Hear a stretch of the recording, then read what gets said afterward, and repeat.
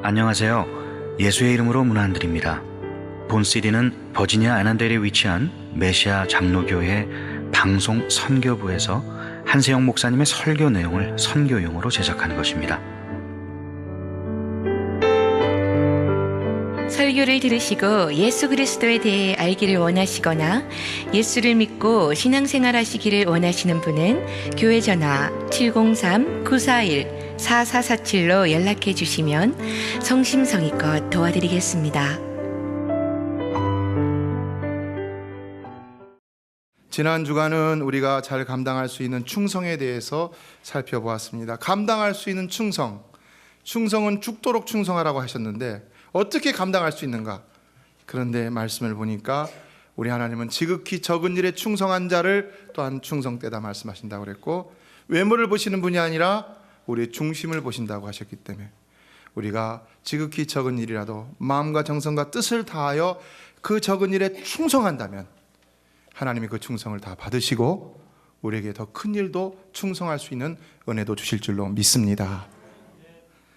이제 이번 3월 달은 동행의 달로 정했습니다. 특별히 3월은 사순절이 시작되는 달이죠. 그러므로 사순절의 주인공이신 예수 그리스도의 고난에 동참하는 마음으로 그분과 동행하기를 사모하며 이 달을 동행의 달로 정하였습니다. 그러나 우리는 언제나 주님과 동행하기를 기뻐하는 성도가 되어야 하는 것이죠. 마태복음 12장 30절은 예수님께서 이에 대해서 아주 심각한 말씀하셨습니다. 같이 한번 읽어볼까요? 시작. 나와 함께 아니하는 자는 나를 반대하는 자요, 나와 함께 모으지 아니하는 자는 해치는 자니라. 예수님과 함께하지 않는 사람들은 단순히 예수님에 대해 무관심하거나 또 연합하는 일에 열심이 없는 중립적인 자가 아니라 예수님을 반대하는 자라는 것입니다. 반대하는 자. 심각하죠? 특히 본문의 문맥을 살펴보면 여기 예수님을 반대하는 자들은 바로 당시 마귀의 하수인 역할을 하고 있던 바리새인들을 빗대어 하는 말임을 볼 수가 있습니다. 그래서 이 말씀이 31절로 이어질 때 이렇게 말합니다. 이것도 읽어보겠습니다. 시작. 그러므로 내가 너희에게 이르노니 사람의 모든 죄와 회방은 사하심을 얻되 성령을 회방하는 것은 사하심을 얻지 못하였고, 예수님과 함께하지 않거나 예수님과 함께 잃어버린 영혼을 모으려 하지 않는 자는 바로 이와 같이 성령을 회방하는 자로 사하심을 얻지 못한다고 말씀하고 있다는 것입니다. 어떻습니까? 주님과 함께하는 것이 어떤 것입니까? 필수라는 것이죠. 또 요한복음 15장 5절을 보면 말합니다. 이것도 읽어보겠습니다. 시작. 나는 포도나무요. 요한복음 15장 5절. 나는 포도나무요 너희는 가지니 저가 내 안에 내가 저 안에 있으면 이 사람은 과실을 많이 맺나니 나를 떠나서는 너희가 아무것도 할 수 없습니다. 과실을 많이 맺나니라는 말씀과 아무것도 할 수 없다는 말은 극과 극입니다. 중간은 없다는 것입니다.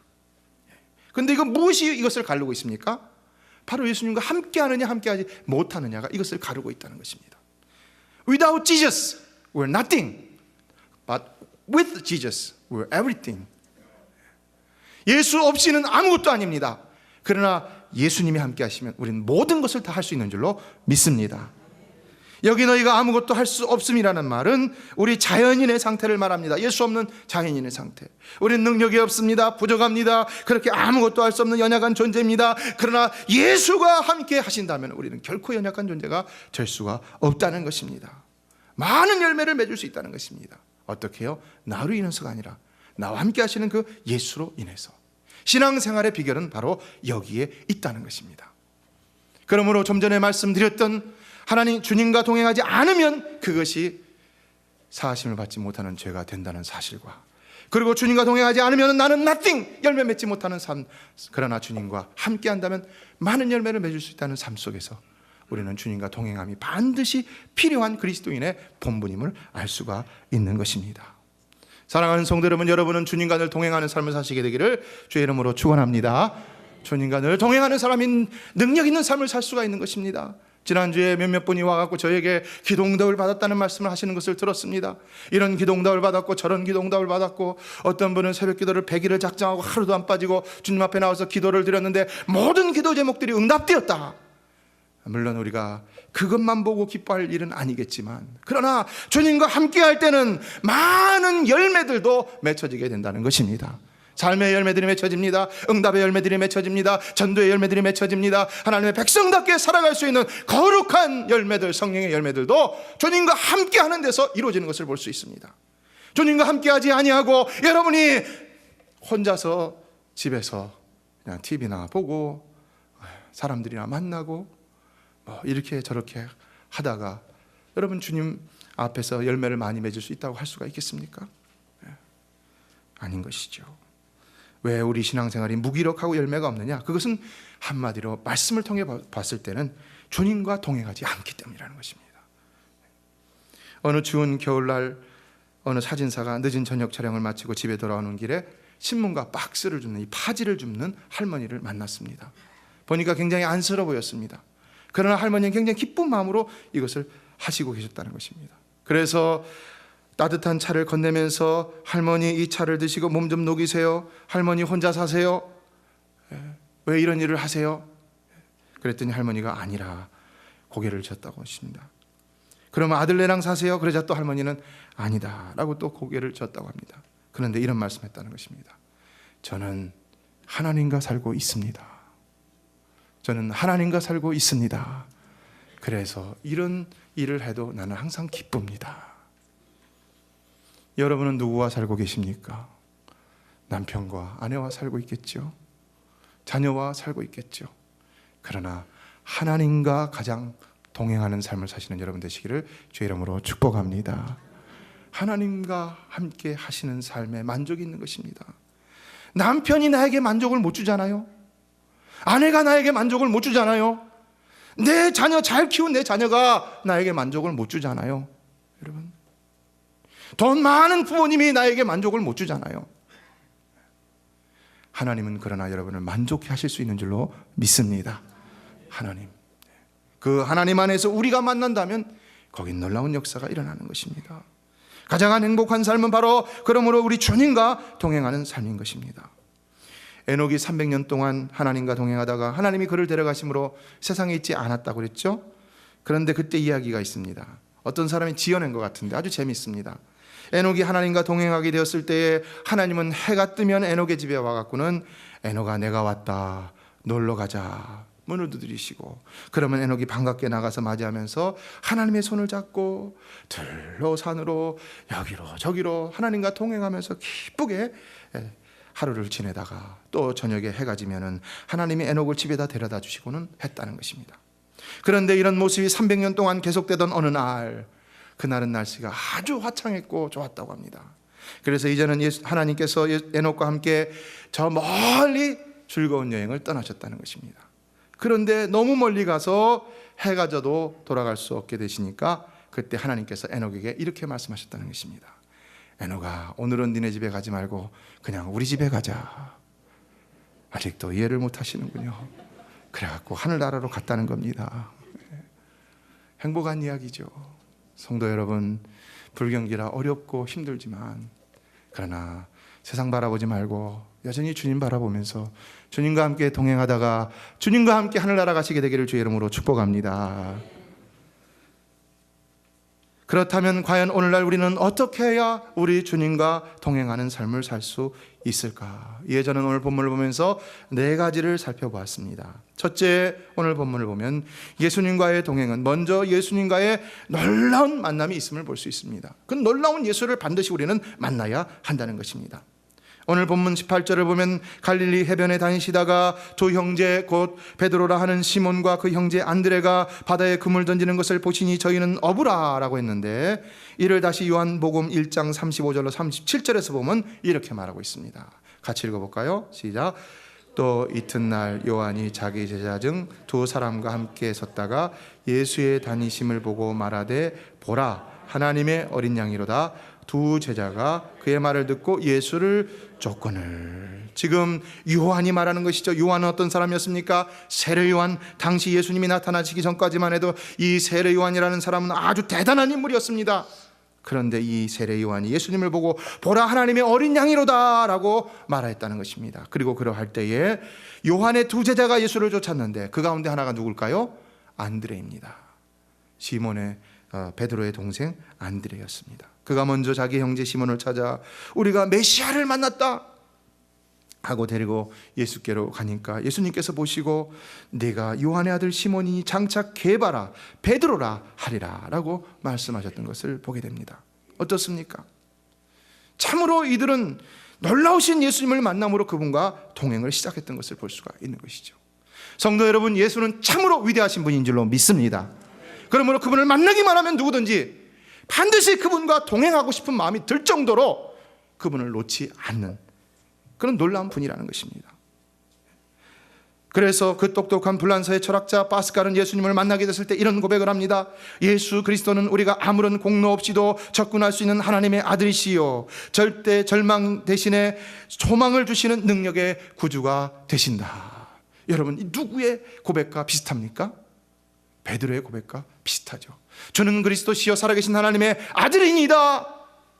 베드로가 봤던 예수가 누구냐? 그는 하나님의 아들이었다는 것입니다. 오늘 우리는 어떤 예수를 만나야 되느냐?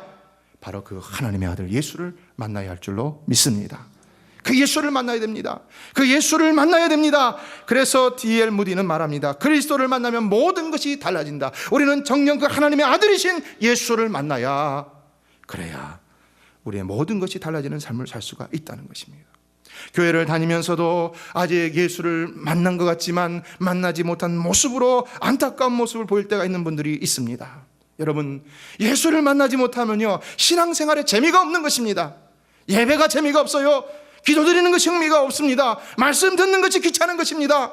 봉사하고 섬기는 것이 인간의 노력으로 하다 지쳐버리고 실증이 나버리는 것입니다.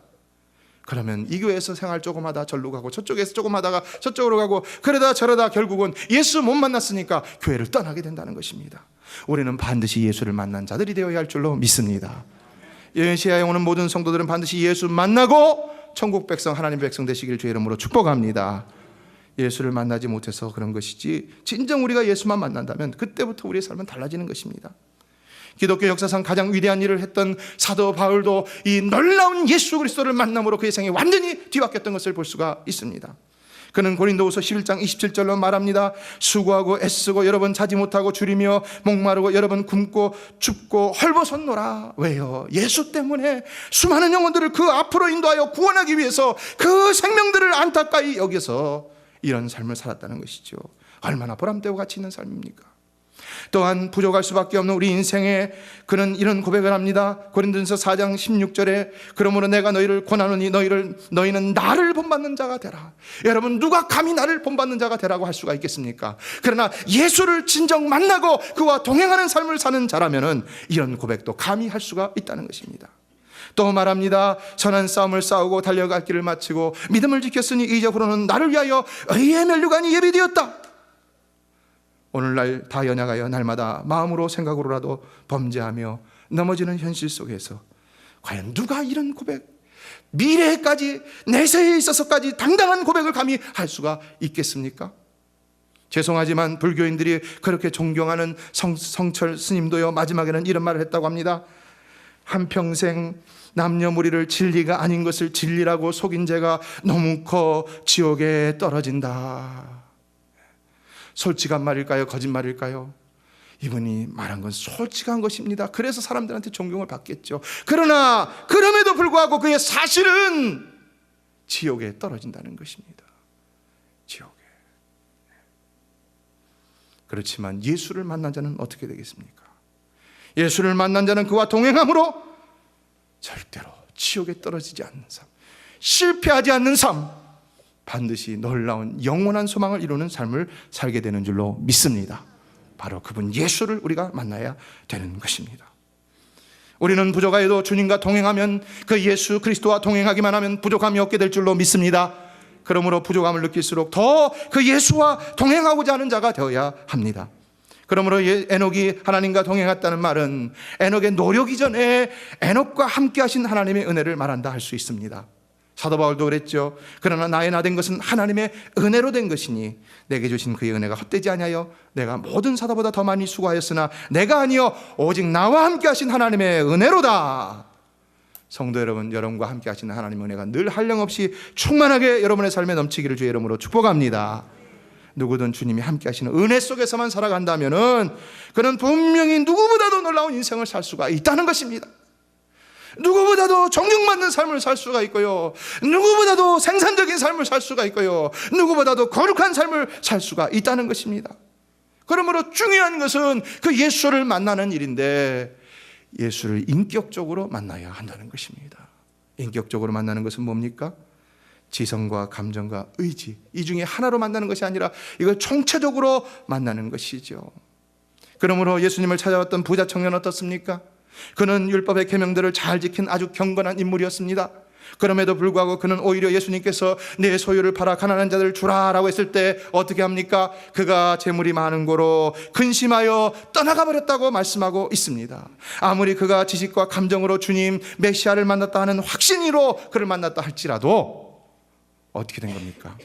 그에게는 인격 가운데 의지적인 면이 없었기 때문에, 약했기 때문에, 의지로 주님을 만나지는 못했기 때문에 그는 결코 주님과 동행할 수 없었다는 것입니다.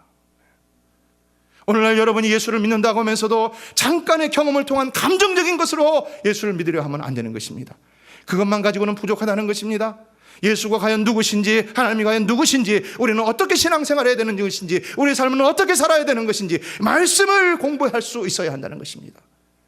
그것이 바로 지식으로 또한 예수를 받아들이는 것이고, 그러나 그것을 우리 삶 속에서 실천하지 않으면 또한 우리는 온전히 인격적으로 예수를 만났다고 할 수가 없다는 것입니다.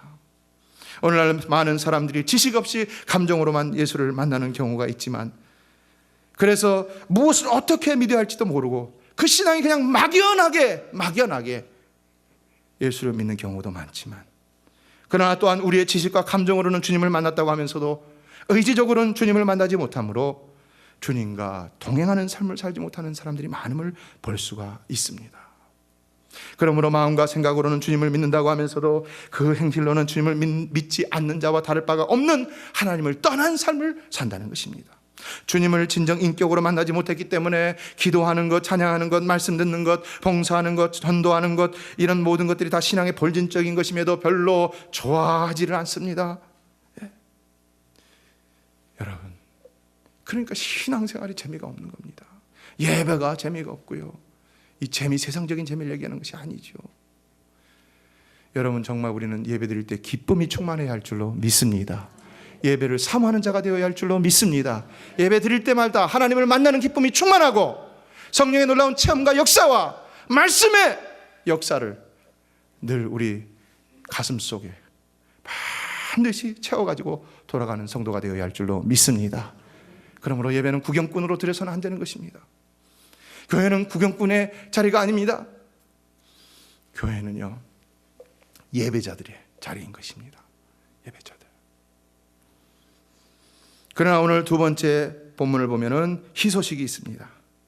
자, 어떤 것이 희소식일까요? 오늘 본문 가운데 너무나 기쁜 소식은 이 만남이라는 것이 우리가 먼저 주님을 찾아가는 만남이 아니라 먼저 우리 주님이 우리를 찾아오시는 만남이라는 것입니다. 에베소서 2장 9절을 다 같이 읽어볼까요? 시작. 너희가 그 은혜를 인하여 믿음으로 말미암아 구원을 얻었나니 이것이 너희에게서 난 것이 아니요 하나님의 선물이라. 은혜는 찾아오는 것인 줄 믿습니다. 하나님도 찾아오시는 것인 줄 믿습니다. 죄악 중에 소망을 잃고 헤매는 우리 억만 죄인들, 나 같은 죄인, 내가 어떻게 하나님 앞에 나갈 수가 있겠습니까? 이미 죄를 속해 주셨는데도 불구하고 또다시 범죄하는 우리 연약한 모습을 보면서 과연 나는 구제의 불능이구나 통탄할 수밖에 없는 우리가 어떻게 그 거룩하신 하나님 앞에 나갈 수가 있겠습니까? 그러나 우리가 하나님을 찾아가는 것이 아니라 진리는 하나님이 우리를 찾아오신다는 것입니다. 성도 여러분, 주님과 우리와의 만남에는 하나님의 기쁘신 예정함과 선택함이 반드시 있는 줄로 믿습니다. 그래서 그분의 계획에 따라 우리가 만나게 되는 것입니다. 예수님을 자기 의지로 찾아왔던 것 같은 모습을 보이는 사람들이 있죠. 성경에도 있고 오늘날 우리 삶에도 있죠. 그 사람이 예수님을 찾아왔습니다. 이건 어떻게 된 것입니까? 로마서 8장 14절은 말합니다. 다 같이 읽겠습니다. 시작. 무릇 하나님의 영으로 인도함을 받는 그들은 곧 하나님의 아들이라. 사랑하는 성도 여러분, 그런 모든 것들도 다 성령의 인도하심인 줄로 믿습니다. 성령이 인도하시는 겁니다.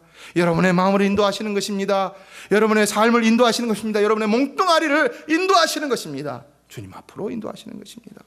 택함을 받았기 때문에. 그러므로 이를 통해 우리가 얻을 수 있는 교훈은 뭡니까? 우리는 주님을 만났다는 것이 아주 정말 기쁘고 행복하고 감사해야 할 일이고, 또 그럼으로 인하여 우리는 더 확신 가운데 당당하게 신앙생활하며 그분과 동행해야 한다는 것입니다. 나 같은 죄인이 어떻게 주님과 동행할 수 있습니까? 그러나 주님은 내가 너를 택하였으니까 너는 나와 동행할 수 있다 라고 말씀하고 있다는 것입니다. 믿습니까? 나 같은 부족한 자가, 그러나 주님이 나를 찾아오셨기 때문에 나는 능히 주님과 동행할 수 있다는 것입니다. 바로 우리 주님과의 만남은 이와 같은 것입니다. 주님이 우리를 찾아오셨기 때문에 우리는 누구나 당당히 그와 동행하기를 기뻐하며 행할 수 있는 것입니다. 그렇다면 왜 그 주님이 우리를 찾아오셨겠습니까? 우리 주님, 이 험한 세상 가운데 그 택한 백성을 홀로 놔두지 아니하시고 우리와 함께 하시며 우리를 온전히 채우시고 또 온전히 주의 사명을 감당케 하게 하시기 위해서 우리에 찾아오셔서 우리와 동행하시기를 원하시고 계시는 줄로 믿습니다. 우리를 위한 것이라는 것입니다. 우리를 위한 것이라는 것입니다. 우리 연약함을 위한 것이라는 것입니다. 그래서 우리는 그 초청에 믿음으로 당당하게 응하며 주님의 동행하심에 동참하는 자가 되어야 됩니다. 세 번째, 그러므로 또한 본문에서 제자들의 주님과의 동행은 그들을 부르시는 주님의 음성을 들음으로 그들이 주님과 동행했던 것을 볼 수 있습니다. 부르심이 있어야 됩니다. 소명이 있어야 됩니다. 부르심이. 여러분이 오늘 이 자리로 나온 것은 주님의 부르심이 있었기 때문인 줄로 믿습니다. 구원의 시작은 부르심으로부터 시작됩니다. 먼저 부르십니다. 그리고 중생케 하시고 회심케 하시고 신앙을 갖게 하시고 이렇게 우리의 구원을 이루어가시는 것을 볼 수가 있죠. 아무리 주님을 만나도요, 주님이 부르지 않는다면요 주님과 동행할 수 없는 것입니다. 그러나 우리를 만나주시는 주님은 우리를 항상 부르시고 계시다는 것입니다. 부르신다는 것입니다. 19절을 보면 말씀하시되 나를 따라오너라 내가 너희로 사람을 낚는 어부가 되게 하리라 라고 했습니다. 그렇다면 이 부르심은 제자들에게만 하셨던 부르심일까요? 아니면 오늘날도 우리에게도 하시는 그런 부르심일까요? 부르심의 비밀은 바로 여기 있는 것입니다. 성도 여러분, 오늘날도 우리 주님은 여러분으로 많은 영혼을 구원하라고 여러분들을 안 믿는 자보다 먼저 부르신 줄로 믿습니다. 언젠가 만났던, 그래도 나름대로 사업에 성공하고 사회적으로 성공했다고 하는 어떤 기업인이 저에게 하셨던 말씀, 자기가 돈 버는 이유 세 가지. 첫째는 전도하며, 둘째는 선교하며, 셋째는 성전 건축하며 라고 말하는 소리를 듣고 제가 참 마음에 감동을 받았습니다. 여러분, 이것이 어떻습니까? 모든 사람들에게 적용될 수 있는 정답입니까? 아니면 어떤 목사나 선교사와 같이 특정한 직분을 가진 사람들에게만 적용되는 말이겠습니까? 아니죠. 우리는 무엇을 하든 다 사람을 낚는 업으로 부르심을 받은 예수의 사람들이라는 사실을 기억해야 하는 것이죠. 부르심의 비밀은 바로 여기에 있습니다. 왜 오늘날 우리가 예수를 믿는다고 하면서도 공고한 삶을 사느냐? 그것은 바로 이 부르심의 길을 가지 않기 때문인 것입니다. 지난주에도 말씀드렸죠. 서상윤 장로님의 예를 들어서 우리가 사명자의 길을 가기 위해서는 반드시 목사가 되고 장로가 되어야 할 필요는 없다. 그러나 우리가 주님과 동행하는 사명자의 삶을 살면 어떻게 되는가? 너희는 먼저 그의 나라와 그의 의를 구하라. 그리하면 이 모든 것을 너희에게 더하시리라 라고 약속하신 그 약속이 체험됨을 경험하게 된다는 것입니다. 주님과 동행하기 위해서 우리가 목사가 되고 장로가 될 필요는 없습니다. 그러나 주님과 동행하는 자로서는 반드시 주님께서 부르신 그 부르심의 사명을 듣고 행하는 자가 될 필요는 있다는 것입니다. 그것이 바로 마태복음 6장에 나오는 33절에 너희는 먼저 그의 나라와 그의 의를 구하라는 것이고, 그러할 때 하나님은 모든 것을 너에게 더하시려는 약속을 하시고 있다는 것입니다. 그러므로 우리는 우리 자신이 영혼군을 위해 살며 우리 모든 삶에 하나님 나라와 그의 의가 이루어지도록 살아가야 하는 것이지, 결코 내 삶의 어떤 필요나 부족 때문에 염려나 근심 가운데 매달려 사는 것은 그리스도의 모습이 아니라는 것입니다. 그리스도인의 모습이 아니라는 것입니다. 만일 그렇게 되면 예수를 믿어도 어떤 병폐가 생깁니까? 예수가 내 필요와 내 목적의 수단이 될 뿐인 것이죠. 결국 그가 내 주인이 되지 못하죠. 그러므로 신앙생활이 열매가 없다는 것입니다. 왜요? 열매는 예수님이 맺는 것인데, 내가 맺는 게 아니고 예수님이 맺는 것인데, 예수님이 함께하지 않으면 열매가 없는 것이죠. 그래서 우리는요, 세상 것들이 채워지는 것으로 즐거워하거나 만족하는 삶을 살아서는 안 되는 것입니다. 물론 오늘 하루 매상이 오른 것으로 인하여 기뻐할 수 있고, 오늘 하루 우리 자녀가 성적을 A 받아온 것으로 인하여 기뻐할 수 있고, 자녀가 나에게 용돈을 많이 갖다 준 것으로 인하여 기뻐할 수도 있겠죠. 그러나 그것이 우리의 진정한 기쁨이 되어서는 안 된다는 것입니다. 진정한 기쁨의 기준은 바로 내가 주님과 함께하고 있는가, 내가 주님을 위해 살고 있는가. 사랑하는 성도 여러분, 우리가 부자 되기 위해서 예수 믿는 것이 아닌 줄 믿습니다. 자녀가 잘 되기 위해서 예수 믿는 것이 아닌 줄 믿습니다. 그것은요, 일반 은총의 영역이기 때문에 말씀드렸죠. 예수 안 믿는 사람들이 더 부자고 예수 안 믿는 사람들이 자녀가 더 잘 될 수 있는 것입니다. 그러나 우리 주님은 너희가 먼저 그의 나라와 그의 의를 구하라, 그리하면 이 모든 것을 너희에게 더하시리라고 약속하고 있다는 것입니다. 여러분, 우리의 관심이 정말 하나님 나라가 되므로 그로 인한 하나님의 모든 축복 속에 우리 삶이 더 풍요로워질 수 있는 진정한 행복한 삶이 되시기를 주의 이름으로 축원합니다.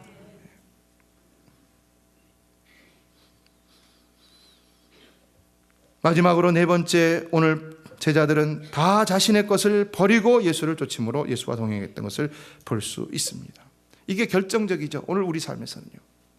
오늘 우리가 예수님과 동행하는 삶을 살려면 어떻게 되느냐? 버려야 한다는 것입니다. 왜 못 동행하느냐? 예수님을 만났고 부르심에 주님 내가 여기 있습니다, 나를 써주시옵소서 라고 찬양도 하고 기도도 하고 그렇게 삶을 헌신하는 것 같은데, 그럼에도 불구하고 왜 예수님과 동행하지 못하느냐? 버리지 못하기 때문이라는 것입니다. 뭘 버리지 못하기 때문이라는 것입니까? 오늘 20절을 보면은요, 베드로와 안드레는 뭘 버리고 있습니까? 그들의 생계수단인 그물을 버리고 예수를 쫓는 것을 볼 수 있죠. 그런데 더 기가 막힌 사실은 22절을 보면요, 야고보와 요한은 뭘 버립니까? 배와 부친을 버리고 예수를 쫓았다고 그랬습니다. 배와 부친, 아버지를 버렸다는 겁니다.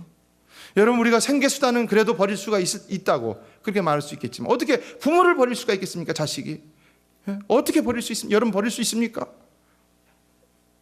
그렇다면 진정 우리 주님이 버리라는 것입니까? 그런데요, 버리라고 말씀하고 있다는 것입니다. 마태복음 19장 29절을 다 같이 읽어보겠습니다. 시작. 또 내 이름을 위하여 집이나 형제나 자매나 부모나 자식이나 전토를 벌인 자마다 여러 배를 받고 또 영생을 상속하리라. 누구의 말씀입니까? 예수님의 말씀인 것입니다. 그렇다면은 정말 주님은 우리가 주를 위하여 집이나 형제나 자매나 부모나 자식까지도 다 버리기를 원하신다는 것입니까? 그렇다는 것이죠. 그렇다는 것이죠. 그렇다면 여러분은 다 버릴 수 있습니까? 중요한 건요, 다 버려야 쫓아갈 수 있다는 것입니다. 부모까지도 버리라는 얘기 뭡니까? 버릴 수 없는 것까지도 다 버리라는 것이죠. 다 버려야 쫓아갈 수 있다는 것입니다. 여기서 신앙에 갈등하는 분들이 있습니다. 그러나 갈등할 필요는 없습니다. 왜냐하면 우리가 이 말씀을 유의해 보면요, 첫 번째, 이것이 내 이름을 위하여라는 주님을 위하여 할 때만이 적용되는 조건이 있다는 것이고요. 두 번째는 이 말씀은 이처럼 예수를 위하여 버린 자는 누구나 보상을 받는다는 사실에 더 강조점이 있다는 것입니다. 그러므로 부모나 자식과 같이 정말로 우리가 포기하기 어려운 대상들을 나열한 것은 예수만을 인생의 최고의 가치로 삼고 모든 것을 다 버리라 라는 교훈이 담겨 있는 것이고요. 또한 그러한 삶을 사는 자는 여러 배를 받고 또 영생을 상속하리라 했는데, 결코 그들이 버린 것들을 잃어버리지 않고 더 많이 받는다는 의미가 있다는 것입니다. 믿습니까? 아직도 안 믿으려고 하는군요. 부모를 버리기가 힘들고 자녀를 버리기가 힘들죠. 근데 버리라, 그러나 버리면 더 주시겠다는 것입니다. 버리면 잃지 않겠다고 말씀하고 있는 것입니다. 믿으시기를 바랍니다. 욥이 가장 큰 예죠. 그가 다 잃어버렸을 때 진정 잃어버렸습니까? 2배로 다 얻었습니다. 자식까지도 2배로 얻었다고 할 수가 있는 것이죠. 우리가 예수와 부모님 사이에서 또 예수와 자녀들 사이에서 과연 누구를 택할 것인가? 그 상황에서 예수를 택해야 될 상황이라면 예수를 택하라는 것입니다. 그러면은 진정 이 부모도 버림받지 않고 부모도 얻고 예수도 얻을 수 있다는 것입니다. 물질과 예수님 사이에서 누구를 택할 것인가? 내가 물질을 택하면 예수님도 못 얻고 물질도 못 얻는다는 것입니다. 그러나 예수를 택하고 물질을 버려버리면 잠깐은 힘들 수 있지만 끝내는 물질도 얻을 수 있다는 것입니다. 여러 배 받고 영생을 상속하리라. 여러분 이 사실을 믿으십니까? 이게 바로 예수님과 동행하는 일에 있어서 축복의 비밀이라고 할 수가 있는 것입니다. 워너메이커가 젊은 시절 하루는 장미화원을 잘 가꾼 한 가정을 방문했습니다. 이 집 주인이 그를 자신의 정원으로 데려가서 백장미도 보여주고 흑장미도 보여주고 온갖 장미들을 다 구경시켜줬는데, 그런 다음에는 마지막으로 그 장미꽃 가지들을 다 꺾어버리기 시작했다는 것입니다. 아주 싹둑싹둑 다 잘라버리고요. 몇 개의 덩쿨은 꽃 한 송이만 남겨놓고는 다 가지를 쳐버렸습니다. 어떻게 된 일일까요? 이 워너메이커가 너무 안타까운 마음에 왜 가지 그렇게 아름다운 것들 다 가지를 쳐버립니까? 모조리 쳐버립니까? 제가 얼마 전에 신방 갔는데 어느 집사님 댁에 갔더니 장미를 그냥 목까지 다 잘라버렸더라고요. 이렇게 큰 덩쿨이 있던 걸 갖다가. 왜 그랬습니까? 이 주인이 웃으면서 이런 말을 했다는 것입니다. 좋은 장미 덩쿨을 만들려면 이렇게 가지를 다 쳐내야 됩니다. 내가 이 가지를 쳐갖고 잃는 것은 아무것도 없습니다. 여러분이 버리면 다 잃어버릴 것 같지만요, 버리면 잃는 것이 하나도 없다는 것입니다. 왜 얻지 못합니까? 버리지 못하기 때문에 그러는 것입니다. 버리지 못하기 때문에 이미 자라난 그 가시덩굴이, 장미덩굴이 자꾸 얽히고 설켜서 나를 방해하는 것처럼 여러분의 삶을 방해하고 있다는 것입니다. 잘라버려야 한다는 것입니다. 믿으십니까? 여러분 믿음으로 과감히 잘라버리시길 바랍니다. 믿음으로 잘라버리십시오. 하나님이 채우시려고 하는데 그 뭐가 있어요? 야, 치워라. 하나님 안 돼요. 이거 없으면 안 돼요. 이 밀가루 한 줌 없으면 안 돼요. 기름 한 방울 없으면 안 돼요. 하나님 이거라도 있어야 되잖아요. 아니야, 그거 치워. 내가 더 큰 걸로 줄게. 사립다가는 치웠죠. 그러니까 어떤 역사가 일어났습니까? 밀가루통에 밀가루가 그치지 않고 기름통에 기름이 마르지 않았다 그랬죠. 하나님은 진정 버리기를 원하신다는 것입니다. 버리고 주님을 쫓으면 하늘의 신령한 것으로, 이 땅에 기름진 것으로 더욱 채워주신다는 것입니다. 여러분 믿으십니까? 그래서 이 말을 들은 워너메이커가 그때부터는요, 자기 사업의 물질들, 소유들을 다 쳐버리기 시작했다고 합니다. 그래서 그걸 가지고 연약한 사람들을 구제하고 나눠주고, 어떻게 됐을까요? 거지가 됐을까요? 그가 미국의 대재벌이 되었다는 것입니다. 만물에도요, 만물이 잘 되는 창조의 원리가 있듯이 하나님 나라의 축복에도 그 축복의 원리가 있는 것입니다. 그것은 바로 우리가 우리 것을, 그것도 가장 소중한 가족까지라도 버리고 주를 따르며 동행한다면 하나님은 반드시 그 모든 것을 잃지 않게 하시며 또한 더 좋은 것으로 여러 배를 채워주시고 영생의 축복도 주신다는 사실인 것입니다. 그러므로 사랑하는 성도 여러분, 주님과 동행하는 삶을 사시는 여러분, 모든 것을 다 버리고 주님과 온전히 동행하는 삶을 사심으로 하나님의 온전한 축복 가운데 정말 세상에서의 그 세상에 승부하지 마시고요, 하나님과 동행하는 삶 속에 승부하심으로 세상이 여러분을 바라보면서 쫓아갈 수 없는 이런 놀라운 영광의 거룩한 그리스도인들이 다 되시길 주의 이름으로 축원합니다. 정말 저는 신앙생활하면서 많이 봅니다. 저분이 저렇게 하니까 하나님이 저렇게 복을 주시는구나, 저렇게 하니까 되는구나. 근데 교회 일을 하면서도 자꾸 뭔가 남겨놓고 이렇게 찜찜하게 하는 분들은요, 하나님이 복을 안 주시더라고요. 안 줘요. 그릇을 비워야 됩니다. 깨끗이 비워야 됩니다. 저는 메시아의 모든 성도들이 진정 모든 것을 버리고 주님과 동행함으로 주님이 주시는 축복 속에 잠깐은 힘들고 어려움이 있다 할지라도 끝내는 반드시 여러 배의 복을 받고 더 영광스러운 모습으로 주의를 감당하며 저 하늘나라를 가게 되는 믿음의 장부들, 믿음의 주인공들, 하나님 나라의 기둥들이 다 될 수 있게 되기를 간절히 소망합니다. 우리 교회도 이런 역사가 많이 일어났으면 좋겠습니다. 그라시 아니라는 사람은 뛰어난 인물이 되려면 누구와 교제할 것인가를 깊이 숙고해야 한다라고 했습니다. 여러분의 삶은 지금 무엇과 함께하고 있습니까? 여러분의 비즈니스가 여러분의 삶을 지탱시켜주고 있습니까? 여러분의 재능이 여러분의 삶을 지탱시켜주고 있습니까? 어떤 사람이 여러분의 삶을 지탱시켜주고 있습니까? 부모입니까? 자식입니까? 친구입니까? 여러분, 참다운 믿음은 오직 하나님만을 의지하는 것인 줄로 믿습니다. 하나님만 바라보십시오. 며칠 전에 제 아이가 다니는 학교에서 자살 사고가 났는데요. 중국 아이인데 공부를 굉장히 잘했다는 겁니다. 근데 열차에다가 자기 몸을 던져갖고 자살을 했어요. 왜 그런지 모르겠어요. 제 둘째 아들하고 친구였다고 하는데요. 근데 그 있고 며칠 있다가 3일인가 있다가 또 하나의 백인 아이가 또 자살을 했어요. 아, 왜 이런 일이 자꾸 일어날까? 그런데 보니까 벌써 5번째라는 것입니다. 오늘날 이런 일이 너무나 많이 일어나고 있죠. 그때 스치고 지나가는 생각은 뭡니까? 그 아이들이 진정 예수님을 만났다면 어떻게 되었을까? 어떻게 되었을까? 여러분 모르시지만 여러분의 자녀들도 이런 갈등 속에 있다는 사실을 꼭 기억하십시오. 말은 안 하지만요, 때로는 죽고 싶은 충동을 느낄 때도 있습니다. 그들이 예수를 만나지 않는다면 죽을 수도 있다는 것입니다.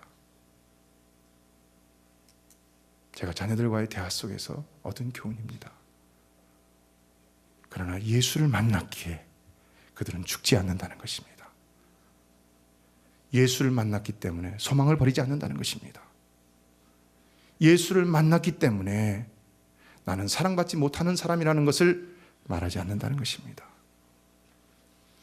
여러분의 자녀가 다 예수 믿고 하나님의 자녀된 확신으로서 소망 없는 이 땅에 소망 있는 자로서 능력 있는 삶으로 수많은 사람들을 구원하고 수많은 사람들에게 희망을 줄 수 있는 놀라운 믿음의 장부들이 다 될 수 있게 되기를 주의 이름으로 축원합니다. 주님을 만나고 그분과 동행하는 삶만이 우리에게 진정한 소망 있는 삶인 것입니다. 메시아 장로교회는 아난데일 236 리틀 리버 턴파이크 선상에 있으며 디자인 안경과 알라딘 서점 옆에 있습니다. 주소는 4313번 마크햄 스트리트, 애난데일, 버지니아 22003입니다. 성경은 주 예수를 믿어라. 그리하면 너와 내 집이 구원을 얻으리라 하셨습니다. 이 CD를 들으시는 분께서 예수를 믿지 않으셨다면 꼭 예수를 믿고 죄악된 세상에서 구원을 받을 수 있도록 기도하겠습니다.